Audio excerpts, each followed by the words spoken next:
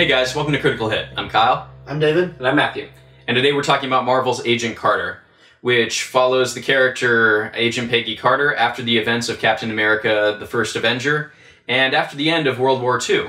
It is a mini-series of about 8 episodes, and we're 3 episodes in at this time, but already it's shaping up to be something special. So let's get right to it. What did you guys think? David? I was really impressed. I think the first episode is often the hardest when it comes to any new show, but this really hit the ground running. I mean, to draw comparisons to Agents of S.H.I.E.L.D., I mean the first like half 2/3, much of early Agents of S.H.I.E.L.D. just was really not good. Yeah, but I really enjoyed this. I was actually hooked almost from the start, almost from the get-go. Yeah, I'll say for me, we're 3 episodes in, and next week I'm gonna watch the 4th episode, and the acting is phenomenal and the writing's phenomenal. So overall, it's a thumbs up. And I'm really glad that you liked it, especially because when we first talked about doing this show, you were flat out no. Yeah, I was absolutely like in the conversation. I think I said all caps no, because it's just the trailers look so awful. They really did. It just looked like, I don't know, the kind of thing I wanted to avoid at all costs. Well, it had that catchphrase of the "sometimes the best man for a job is your woman," and it was just and she goes around in the trailer does just terrible justice to the show, because it shows all these scenes that do happen, but she puts on the sexy dress or fixes her stockings in the trailers, and you're just like, what is this show gonna say, and am I gonna be okay with it being what the trailers really did, they took a very strong, I don't mean strong just in the sort of the generic strong way, but a very well crafted character, and just simplified it. In a way that really misrepresented what the show was going to be. They really did misrepresent it, and they misrepresented her, because they were playing her as this femme fatale character who's just all about being this sexy, I don't take orders from anybody, kind of go get them. And I think there's a lot more dynamics going on within the show and with that character. Well, she's just a better character than that. She's just very well crafted, and I think I don't know, I'm really excited about what this show means for Marvel's TV and Netflix stuff now that's coming out, because this to me was a step above what Agents of S.H.I.E.L.D. was. Yeah, and I'm really glad to see that they can do something that is. It feels even more a part of the universe. Well, it really feels like they kind of learned from they learned from their mistakes with Agents of S.H.I.E.L.D. and they took actually a lot of. I mean, remember when Agents of S.H.I.E.L.D. really started working, it worked as a spy show. Yeah, and so what they did is that they kind of gave us more of that, but it's still in a unique way. Well, and with a much more interesting setting too. Yeah, well, the 40s seal the show. The 40s 50s era is fantastic for a spy setting. It's really good. It takes. There's a lot of tones going on here, because you can feel the stuff from the Captain America film coming in there. Yeah. And these are the writers who are fantastic from the Winter Soldier piece. Yeah. And along with, Atwell's fantastic performance and a few of these other actors, it really came together. And it takes on this sort of, it's an action series, but it's also a drama character piece that focuses all around her. Yeah. And it takes on elements of The Untouchables and some of those old police dramas that you get. Yeah. And I really enjoyed, it's got that almost smoky jazz kind of feel. And plus it's really fun. It really is. It's a fun show. Yeah. It's really enjoyable to watch. And it's also one of those ones that it's one of those ones that's almost safe for any age too. There's some violence, it's pretty dark, but overall, it's pretty exciting and pretty fun. I'm really enjoying just the historical setting and how it's working with this, because sometimes when we look at that post World War II age, getting into the Cold War, we tend to just have that scene from the 4th Indiana Jones movie, where you have the 2 McCarthy-style agents of the government who are well, Indiana Jones, are you un-American, and you're just not, and we're going to put you in front of the House of Un-American Activities Committee. And you just have these characters who are flat and one-dimensional. But even the guys who are in Peggy's office, who are these, government agents and who are looking out for these un-American activities and whatnot, and talking about deporting Jarvis or what have you, they still are not. They still are 3-dimensional characters who have to make these tough calls and have to call people's wives after someone doesn't make it home. They're really, really dynamic, and I enjoy that it's not this one-sided.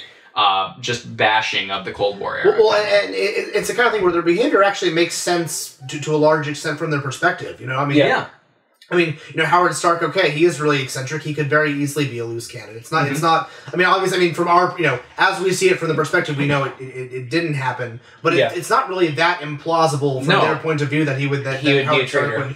Would be a traitor, yeah. I thought that the characters are really working well for me in that respect. Yeah, and also just, like, to pick a spy genre show, like, don't get me wrong, we have a lot of those right now. Like, we have a lot of stories that happen, and even, like, I would say there's a lot of stories in the 40s and 50s, but choosing these two characters to focus on, Jarvis and Agent Carter, are really... Can I just say really quick, the chemistry between those two it's great. Is phenomenal. Yeah, but it's like I mean, like, I can't list how many crime-fighting shows I've seen that are, like, the man-woman duo, but they've established a really, really interesting one here, because you have Jarvis, who's just an amazing character, but also, like, for the first time I've ever seen in the duo, he's committed to somebody else. Like, he's married. Yeah. And which is fun, and I hope they don't mess that up. I agree. But, like, and then you have Agent Carter, who is just focusing on getting the job done, and frankly has all the expertise. Jarvis is the one who's trying to help her, but she's always pushing him away to let her do her job. Right, he's the driver, and he's the supportive role, which is really good and makes a lot of sense because he's a butler. Yeah, but, like, usually in any, like, crime drama or any detective show, like, after a while you get, like, these two people who just, like, I don't know, it's like they're only made to be the relationship chasing the crime. Yeah. And this time we have, like, this really interesting dynamic where these characters can just be genuine friends without any worries at all about that. I think that's really great. And they're charming. And they really are, though. Their relationship is something that I wasn't quite expecting in this show because I was expecting action superhero style show. With, like, sci-fi spy elements. Yeah. And I think that this is really telling of the time in which we live and the popularity of things from Masterpiece and BBC, that we were able to get this sort of charming British duo sort of driving around and doing what they're doing within the context of a Marvel universe. And I think that was kind of a bold move on Marvel's part. And what I like especially about Jarvis is they're able to make him quirky without being, like, stupid or incompetent or even immature. I think this, and this sounds weird to say, but I think this show actually benefited from not being written by Joss Whedon. Yeah, no, it didn't have to play it up too much because it had an era of seriousness to it that really worked really well with the story and really well with the time. They didn't have to bend the character type too much. Yeah, and at the same time, he wasn't Alfred. Well, which was very nice. He's just genuinely a butler. Like, he doesn't have combat expertise. He's not like a detective. He's not like he's legitimately just a nice butler. But that just works so well with their chemistry because he's just the best butler you could ever get. Right, and we've said a little bit about some of these characters, but let's get to the really core of this series. This is very much so a character piece. Yeah. Oh, absolutely. And Peggy is just fantastic. Oh, yeah. I absolutely adore her as a character. I liked her in Captain America, and it's nice that to just carry them forward and just show you, this is who she is outside of those events of that movie. And we get this character who is brilliant yet undervalued in her field. She has to deal with all of the very real problems that were presented to a woman in that time period, but she doesn't respond completely with the indignity of someone in our modern era. She's able to adapt and deal with it in a way that I think is very fantastic. And we have. Well, one of the things that actually adds sort of, I think kind of a tragic element to the character is that she has to work behind the scenes in order to subvert the stereotypes. So even it still appears, like, I think in the third episode, for example, when she rescued Jarvis just by, like, making herself look like an idiot. That was incredible. Like that was incredibly well done. The level of sacrifice there was phenomenal. Because it was very minor and it was very quick. But it was very potent in terms of what she was doing and what it meant for her and what it showed about how much she cared about Jarvis. How much she cared about him, what she was really willing to sacrifice for Jarvis and for Howard. And even that where she has such an understanding of the world she's in. Like she knew to do that because she knew that she would precisely play into how other people looked at her in the office. Right. She doesn't just stand indignantly in the face of these stereotypes. She plays with them in a way that will actually work out to her advantage, which I think is, the goal of any real spy. Yeah. Is to play on people's presuppositions. Yeah. Yeah, but I don't know how I feel about it, to be honest. Like, the first, like, the show's great, don't get me wrong, but, like, the pilot, for me, was rough watching because every time that she had a problem, it felt like, at least, like that was her solution, was to just play into the stereotype that we're prejudiced against her. Yeah, as a woman, and it was great. I really don't think so. Like, it really frustrated me that, like, to get into the headquarters, she put on a blonde wig and got in a sexy dress and, you know, showed off some cleavage, and she even went as far as to get like the knockout lipstick. Like, all these things. Which I'm just gonna say, I loved the knockout lipstick because it was such a, like, an old school Bond girl kind of thing. I never understood how. Never mind. Okay, that's the thing that bothers me though, is that these are all stereotypes that we've all seen before, right? These are all things we've dealt with before, and frankly, I would even say, like, the prejudice, the prejudice that women receive in the office and trying to prove themselves, or trying to just work well, period. Like, I've encountered that story many times before. And so here I want to see something new. And what frustrated me is that her answer to solving prejudices was becoming the prejudice, like becoming the thing that was being prejudiced. So like, oh, I must be stupid in the office, or okay, I need to get out of the office really fast. I will use me being on a period as an excuse to get out of the office, and like things like that. But we recognize that that's not who she truly is. Well, maybe, but it still makes everyone else validate their prejudices against her, doesn't it? See, but I think that's the sort of the tragedy of it. That's the thing, is that in order to function, she has to validate other people's ignorance. In some ways, it's a lot like the Bruce Wayne type of how he has to be this. He has to constantly look like this drunk fool in front of these people who worked with his father, and how he has to embarrass himself in that way. No, instead of getting to be like who he really is, which is this great defender of people. I get it. It really bothers me for many reasons, and one of the main ones though is that this is the first like heroine story we're getting. Every other heroine we've gotten in both Marvel and DC has been not on her own. She's been another, like, in Avengers. Like, we're gonna have 200 movies before we have a single, like, super heroine. Period. That's sure. Like, so in a lot of ways, this is the first story we're getting where it's just a super heroine, and what we're getting is in modern stuff. I mean, we have had movies in the past, like Elektra or something like that. Yeah, but even Elektra didn't happen. But I think like the Marvel. My point is people are going to look to the show to be like the first story about a crime-fighting kick-ass woman. And the problem is with me is like, okay, so what do we have here? We have a woman who one of her major plots is that she's grieving over the loss of a man. And she's trapped in the stereotype, but the way that she solved her problem is to accentuate the stereotypes. So the problem is, for me, like, all of her solutions are still in this cage, if that makes sense. Whereas I wanted the first, like, heroine just to be awesome on her own. And I want to stop you there, because it feels unfair to say that it's all of them, because we see her being the super sleuth. Yeah. We see her going out, and we see her doing fighting moves that are fantastic, because they're not quite the Agent Romanoff, I can jump around and wrap my legs around your head and crack your neck or what have you, but they fit within her style there, and she's got these really cool, almost judo-style moves that are very reminiscent of Cap himself. No, really show that they're coming from the same place. She's a great character, it's just I wouldn't personally have picked that story to be my first heroine. And I would want someone who could stand on her own without this backstory, like, revolved around her that so heavily relies on Captain America that each episode so far has started with Captain America and not her. Like, I want a hero that's, like, I don't feel like she's reached a point where I can say she stands on her own 2 feet. Well, and you see, I think that's what this show is doing, is really pulling her out of that. I think some of the best part was that radio show they were doing that was really playing her up as the dumb bimbo. And they're just, like, punching the meat. And oh, save me, Captain America! Yeah. Whereas, you know, back in the war, she was a lot more than that, and now we're clearly seeing she's a lot more than that. Well, yeah, I think it's worth noting that, I mean, this is, you know, this isn't a movie. This is the first 3 episodes in at least an 8-episode series. So she has an arc. I'm pretty sure they have an arc in mind. I mean, they're not going to keep her being. I mean, she has to found S.H.I.E.L.D. eventually, right? Yeah. I mean, eventually she's going to be able to get out of that mold. I guess my point is, though, is so far this is what we've been given out of like if that's the case, then my argument would be, well, then there should have been another superhero movie before this. What I enjoy though about this show is that it's not, as much as the promos might have been, there's a type that you see sometimes when you make a female protagonist that becomes a feminist pandering. And when you do this, sometimes you have a character who doesn't actually fit within that time frame. And you'll have someone who is very much the modern woman, in the space of this 1940s, 1950s woman here. Yeah. And the way that they would then solve problems doesn't actually fit within the way that this woman should be able to solve her problems. Yeah. She would then just be super indignant, and the system would adapt around her because of her indignance. Yeah. And in this context, I feel like this is actually...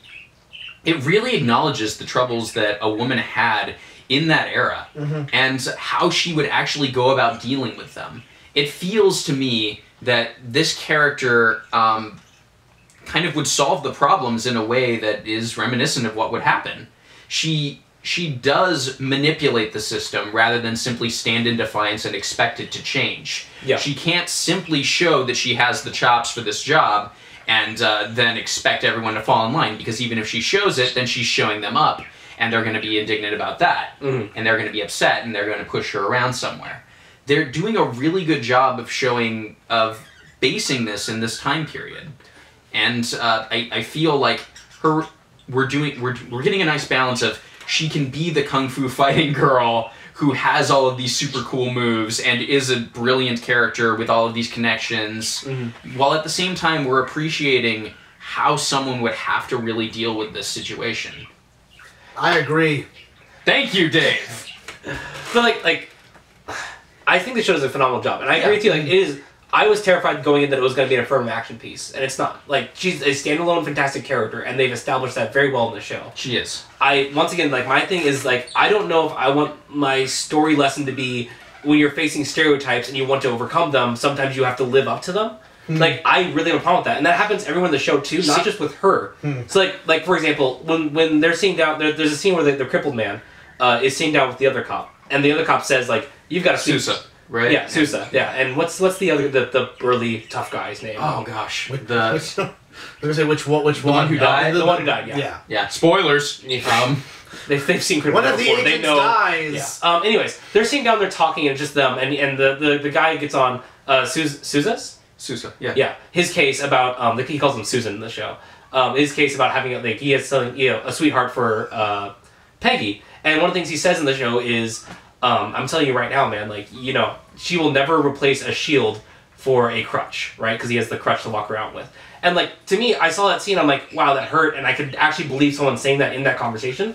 But at the same time, I've now established this fact of, now it feels like the show has to hook him up with Carter to prove the universe wrong. And that really bothers me, that we have to have like these stereotypes like explained and then either accepted or proved wrong, or like, the moral of the story is that we have to they have to be there. Do you know what I mean? Like, Well, no, it's really. like- I mean, Keep going though. so keep going. it's so because of that scene, now that character's like arc to overcome his like disabilities or whatever have you, his stereotypes against him, he has to. I would say he has to hook up with Carter. yeah. With Agent Carter. See. Whereas with her, like, all of her scenes where she has this option of either going against the stereotype or accepting it, like, or just playing along, she always plays along with the stereotypes, and all I see that doing is teaching us that they're like that sometimes you have to do that. I don't know if I'm okay with that lesson. And and here's the thing the show does really well though, is it shows her doing that, but then it also shows that she can only be pushed so far every once in a while. For instance, there's that scene in the diner where the guy's belittling the waitress who's a friend of hers. Oh, yeah, that was a great scene. Which, oh my gosh, so great, where she comes up behind him with the fork and like starts saying, "I can ram this into you and you'll be dead in like this much time. Yeah. And you've been so rude to the people in here. Do you really think they're going to call you medical attention and really hustle Yeah. to help you out?" Yeah. And so you see these moments where she is going to constantly, when the job and when the mission is on the line, she will make any sort of personal sacrifice that she has to. But you see in these moments of her indignance that she hates it. And she hates the way that she's treated, and she hates the way that other women are treated. And if she can do something about it without jeopardizing Jarvis or Howard or the mission in general, then she's going to do something about it, because that's who she is. At the same time, it's just like, you're continuing to fuel other people's stereotypes, and I feel like that's a very dangerous and foolish thing to do, even if it gets your mission accomplished, because how are you going to help those people get over their stereotypes? Yeah. Does that make sense? Yeah, that does make sense, and I like that we're only 3 episodes in. Yeah, absolutely. And we can really see how, because I think they intend to move away from that a little bit more as she becomes more accomplished and when we get a little more. Well, I mean, feel. killing off the most sexist guy in the office definitely is going to help the show move a little past that. And again, I was still surprised that there was still a mourning for that character, even though he was an adulterous, womanizing jerk. That's the thing about the show is they surprise me with who they kill and who they don't kill. Yeah. Like the roommate in the first episode, I thought she was going to be around for the rest of the series. Yeah. And she's just gone. Like the show does a really good job of being gritty while being in the 1940s and 50s. It's really good, and I feel like they're playing to the genre very well in that way, and also using the whole of their superhero universe, putting in things that are going to connect later on to Iron Man or what have you, with like the Vanko character and these other ones who just get put in. Bringing in Leviathan is a really interesting way of doing this because, spoilers, Leviathan is sort of the equivalent, it's what Hydra is to Nazi Germany, is what is what Leviathan is to the Soviet bloc. And the USSR. So that'll be good. And I'm really curious at how, like, out of all the series and things that Marvel's promised, this one is the most, I feel, standalone-ish. Yeah, and so I'm really interested to see if it's going to truly be standalone or if it's going to have things that are going to affect Marvel movies and Agents of S.H.I.E.L.D. At the same time, I mean, it's had it in a way that I mean, it's had it in a way that was very unobtrusive. Yeah. You know. Yeah. It feels very natural how much a part of this universe it already is. Yeah. Agents of S.H.I.E.L.D. for me always felt like a different universe than the cinematic stuff. Yeah. With occasionally a similar character or a reference or something like that gets thrown in. This just naturally feels like it's part of that same universe. And I'm really hoping that this is the tone that S.H.I.E.L.D. is going to adopt more itself, and that the other Marvel shows are going to take on. Yeah. And I hope it does well. Like, I feel like, so from what I've heard, it's done very well. And I feel like if this show gets a lot of attention, it's going to really help Marvel storytelling, period. I think so. Yeah. Any other thoughts, guys? It's worth having to sit through the Ant-Man trailer for. So. Ooh, yeah. But I'm really excited to see. I really do hope it goes beyond just the 8 episodes, at least from what we've seen so far. I would love a season. And I have a lot of hope for it. Yeah. I mean, along the same lines, like, overall, like, it's a good show. Like, besides the things I said about it, like I'm gonna keep watching it. I'm really excited to keep watching it. The acting alone is worth watching because the characters are all fantastic and they chose great actors for it. So, like, it's really good, and I'm definitely gonna watch it over like S.H.I.E.L.D. or anything like that. Yeah, for me, one last thought is what you were saying about this being the first big deal female character taking hold and leading a series or leading a movie. I'm excited that they're able to do that with this character, rather than having to have her stand up and be the Wonder Woman type or something. She's able to just be herself, really, and they're able to have a good story without having to force her to be the single representation of everything and making her fulfill every sort of checkpoint there is for that position.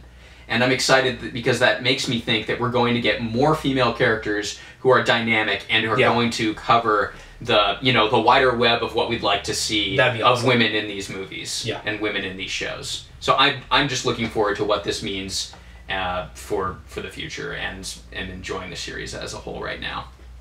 So I think that's it. Yeah. All right, guys. This has been Critical Hit. Tune in next time. We have for February we have Monthazaki once again, where we're going to be going through the works of Hayao Miyazaki and the Studio Ghibli movies. And so go ahead, check back our old stuff from last year, and get ready for what's coming up next.